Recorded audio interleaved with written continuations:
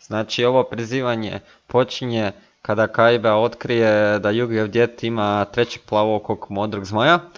Izaziva ga na dvoboj, znači njegov djed otiđe se bori protiv Kaibe, da ga nauči kao srce u kartama, ali Kaiba ga porazi i nakon toga Yugijev djed daje špil, znači svoj špil koji je sastavio Yugiju i zamoli ga znači, da pobjedi Kaibu i da ga nauči što znači srce u kartama.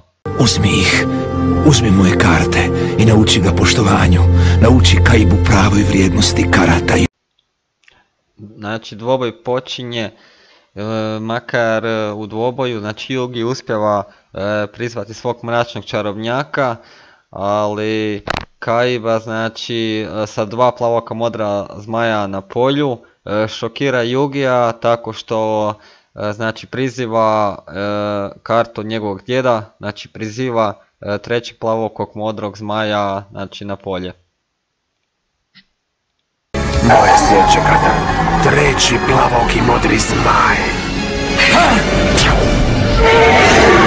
Iako je Kaiba uspio prizvat sva tri plavoka modra zmaja na polje, on i dalje ne razumije znači da je poanta tih karata, znači da trebate vjerovati u karte, znači zato se u crtaču stalno kaže znači srce u kartama, znači vjerovat da ćeš izvući kartu koju trebaš i zbog toga znači Yugi vjeruje u svoje karte i uspjeva prikupiti svih 5 dijelova znači Exodije. Ali zato imam nezaustavljivog Exodiju. Nemoguće. Zakupio sam svih 5 posebnih karata. To je ekipa, znači ako vam se sviđa naš sadržaj na YouTube, pretplatite se na naš kanal. Ništa, vidimo se znači u nekom drugom videu.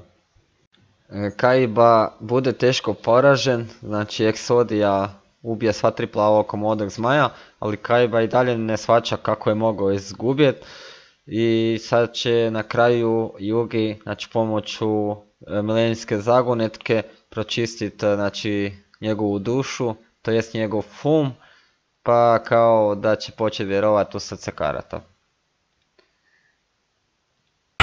Ali kako je on mogao pobijediti? Kaiba, ako doista želiš znati, otvori dušu!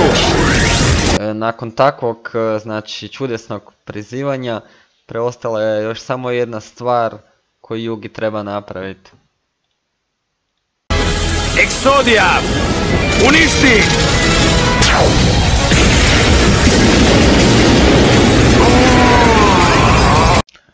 To je ekipa, znači ako vam se sviđa naš sadržaj na YouTube, pretplatite se na naš kanal.